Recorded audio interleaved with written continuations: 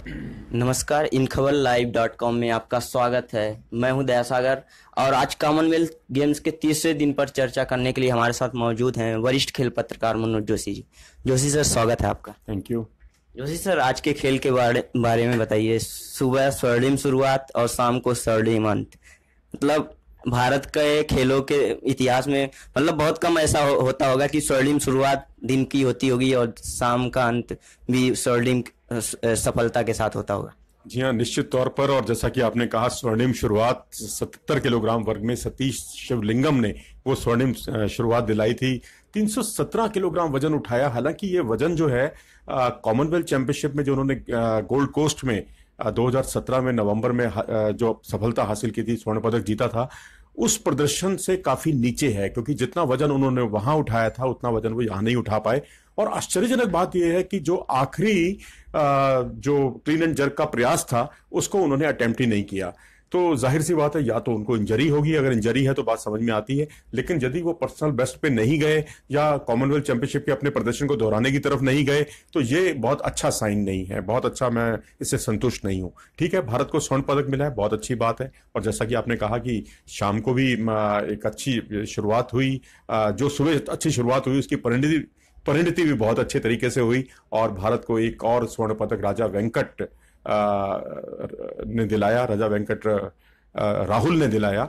और यहां भी वही बात है बदस्तूर। हालांकि जो नेशनल चैंपियनशिप हुई थी फरवरी में, उस प्रदर्शन को तो उन्होंने वहां उससे बेहतर किया। लेकिन जो कॉमनवेल्थ चैंपियनशिप में जो उन्होंने स्वर्णिम सफलता हासिल की थी और उस वहां जितना वजन उठाया था उतना वजन वो यहां नहीं उठा पाए। और आलम यह था कि 11 किलोग्राम का अंतर, 13 किलोग्राम का अंतर रहा उनके पिछले प्रदर्शन में और इस प्रदर्शन में। तो अब खासकर ये देखते हुए कि अभी एशियाई खेल होने हैं और उसके बाद अन्य बड़ी प्रतियोगिताएं होनी है, तो यहां पर हम जितना अच्छा प्रदर्शन सुधारेंगे, और यहां स्वर्ण पदक बहुत ज्यादा मायने नहीं रखता।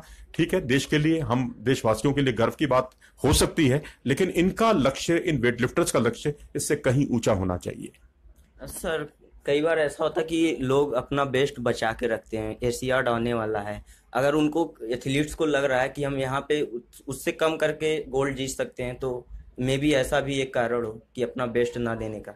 देखिए, इंजरी से बचने के लिए अगर आप ऐसा कर रहे हैं तो बात समझ में आती है, लेकिन अगर आप अपने बेस्ट से बच रहे हैं तो ये बात कतई बर्दाश्त नहीं हो, मतलब समझ में नहीं आती, समझ से बिल्कुल परे लगती है।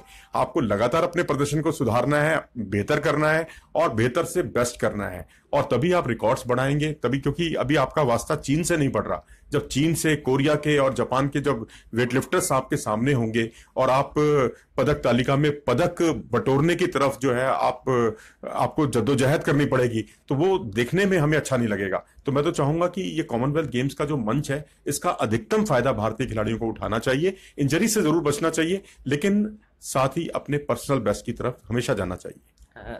सर, आईपीएल की शुरुआत हो गई है। भारतवासियों की नज़र आईपीएल पे पड़ेगी, लेकिन आज जिसका बेसब्री से इंतजार था, भारत पाकिस्तान हॉकी मैच, उसमें भारत ने शुरुआत काफ़ी अच्छी की। पहले 3 हाफ में बहुत बेहतर खेले, गोलकीपर श्रीजेश ने भी काफ़ी अच्छा बचाव किया, लेकिन अंतिम में क्या हुआ? देखिए, हॉकी का जहां तक सवाल है, जब भी भारत पाकिस्तान का मुकाबला होता है तो रोंगटे खड़े होना भारतवासियों के स्वाभाविक है। बहुत रोमांच की पराकाष्ठा पर पहुंच जाता है वो मुकाबला। तो इस मुकाबले में पहले 2 जो क्वार्टर थे उसमें भारत ने बहुत अच्छा प्रदर्शन किया। निश्चित तौर पर एक एक गोल किया। हरमनप्रीत का जो गोल था पेनल्टी कॉर्नर पर, कोणीय शॉट, वो बहुत अच्छा था।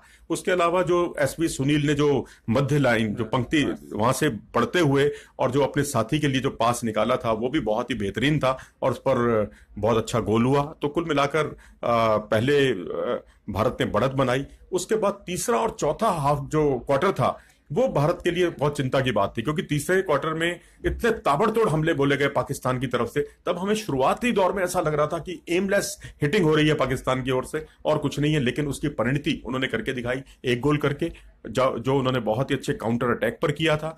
ये भारत के लिए चिंता का विषय है, क्योंकि भारत को इस साल वर्ल्ड कप खेलना है, चैंपियंस ट्रॉफी खेलनी है, एशियाई खेल खेलने हैं। तो वहां पर इस तरह के काउंटर अटैक आत्मघाती साबित हो सकते हैं। और यहां जो दूसरा गोल हुआ पेनल्टी कॉर्नर, जो अपने सवाल का जो आपका आखिरी हिस्सा था, वो बहुत ही दिलचस्प है, रोचक है, क्योंकि उसमें विवादास्पद भी है, क्योंकि वो आखिरी 7 मिनट में 7 सेकंड में पूरी, जैसे कहते हैं, भारतीय टीम के हाथ से जो जीत का प्याला जो है लबों पर आते आते छलक गया। हम नहीं जीत पाए, हमें ड्रॉ से संतोष करना पड़ा ऐसे मैच में जिसमें हम 2-0 की बढ़त बनाए हुए थे। यहां निर्णायक बात यह थी कि जो रेफरल उन्होंने संभाल कर रखा हुआ था वो उनके लिए बहुत ही संकट मोचक साबित हुआ। हमारा रेफरल खराब हो चुका था और उन्होंने जो उस रेफरल का इस्तेमाल किया, और हालांकि उसमें कैरेट की बात थी, कैरेट हमें कहीं उसमें एक्शन रिप्ले में कहीं दिखाई नहीं दिया, वो थोड़ा विवादास्पद हो सकता है, लेकिन दूसरा जो मौका था जिसमें उन्होंने रेफरल लिया वो विवादास्पद नहीं था। उसमें साफ तौर पर भारतीय खिलाड़ी जो अपने अपोनेंट खिलाड़ी को हाथ से पुश करते हुए दिखाई दे रहे हैं, शायद इसी को उन्होंने एक आपत्तिजनक माना होगा। और उस पर जो गोल हुआ बहुत ही पाकिस्तान के लिए तो मैं कहूंगा बहुत खुशी की बात होगी कि वो हारते हारते बच गए, लेकिन भारत ने कई सवाल खड़े कर दिए, क्योंकि हम आखिरी क्षणों में कई मुकाबले नहीं जीत पाते। महिला हॉकी में आपने वेल्स के खिलाफ देखा, और इसके अलावा भारतीय पुरुषों की तो कहानी अगर आप पुरानी देखेंगे तो आपको यही बहुत कुछ देखने को मिलेगी पिछले कुछ वर्षों में, कि हम जीतते जीतते मुकाबला या तो हार गए या उसको ड्रॉ समाप्त करने में, ड्रॉ से हमें संतोष करना पड़ा। आज काफी कुछ हुआ भारतीय खेलों में, और बैडमिंटन टेबल टेनिस में भारतीय टीम सेमीफाइनल पहुंच गई। इसका मतलब है लगभग पदक पक्का है सर, उसके बारे में आपका क्या? बैडमिंटन हमारी ताकत है, इसमें कोई शक नहीं। भारत का अगर मैं इसे नंबर 1 स्पोर्ट्स कहूं तो मुझे कोई अतिशयोक्ति नहीं होगी।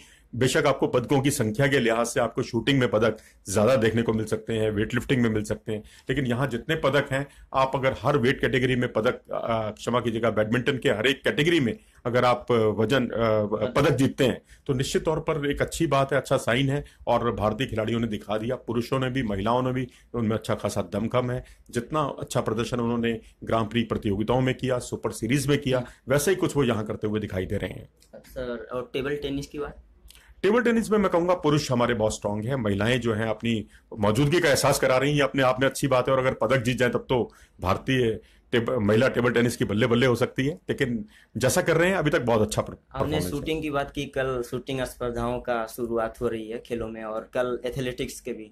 तो शूटिंग में कल शायद 4 पदक भारत के दांव पे होंगे, भारतीय खिलाड़ी उसमें खेलेंगे।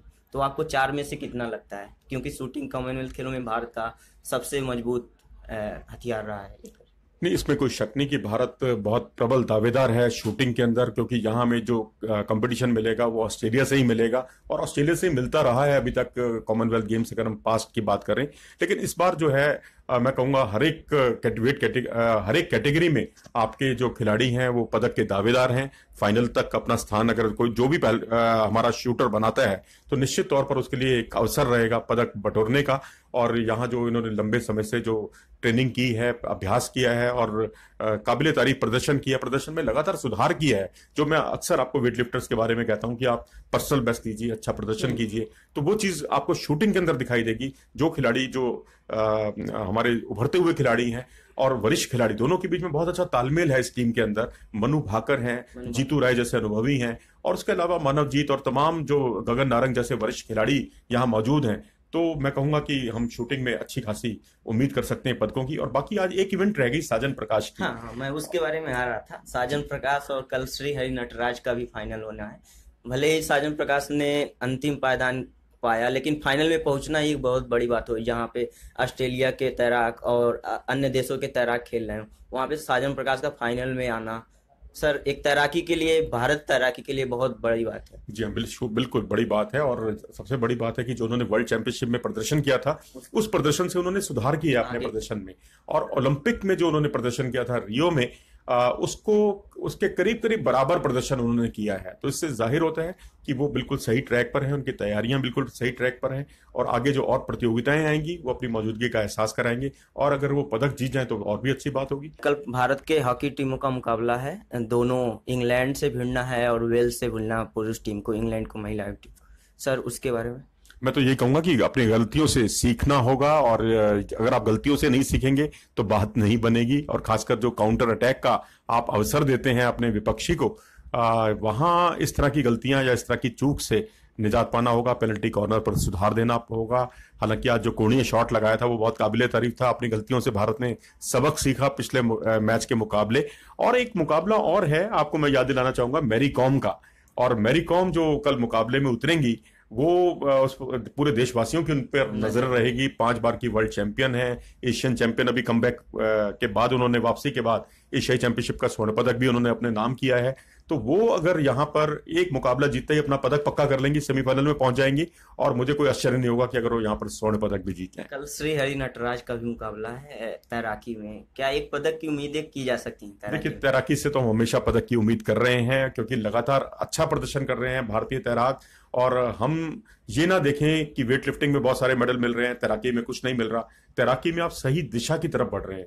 पहले आपका तैराकी में कोई चुनौती किसी तरह की होती ही नहीं थी। आपको मान लिया जाता था कि आप तैराकी में हारने के लिए जा रहे हैं, लेकिन यहां पर आप फाइनल तक अपना स्थान सुनिश्चित कर रहे हैं और उसके बाद लगातार प्रदर्शन में सुधार कर रहे हैं। ये अपने आप में काबिले तारीफ बात है, और मैं कहूंगा कि आने वाले समय में बहुत अच्छे तैराक देश से निकलेंगे, बेंगलोर से ही नहीं और जगह से भी बहुत अच्छे तैराक निकलेंगे।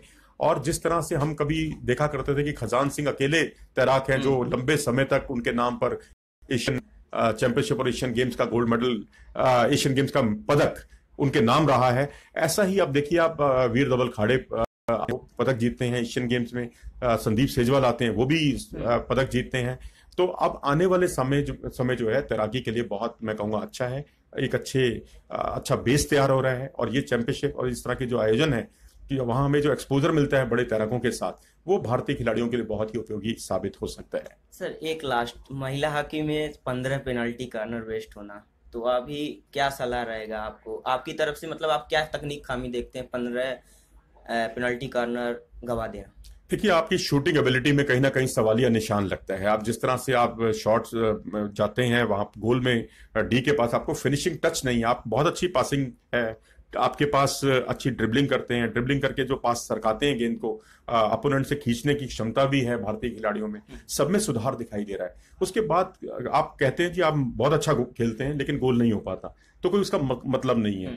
आप हार जाएंगे, क्योंकि आपको जीत हार का जो अंतर है वो गोल से ही साबित होता है। तो आपको यहाँ अपनी जो शूटिंग एबिलिटी है उस पर सुधार करना होगा। पेनल्टी कॉर्नर अर्जित करने की तरफ ध्यान नहीं देना होगा। कोशिश कीजिए कि आप वहां जाकर सीधा हिट करें गोल पर, और इसके लिए मैं समझता हूँ थोड़ी तैयारी की और जरूरत है।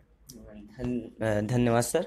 ये थे हमारे साथ वरिष्ठ खेल पत्रकार मनोज जोशी जी, जिनका कहना है कि भारत ने आज जो सफलताएं हासिल की हैं वो काफ़ी काबिले तारीफ हैं, और भारतीय खेलों को इससे काफ़ी अच्छी ऊर्जा मिलेगी कल आने वाले इवेंट्स में। कल शूटिंग का इवेंट है जिसमें भारत को चार जगहों पे पदकों की उम्मीद है। धन्यवाद।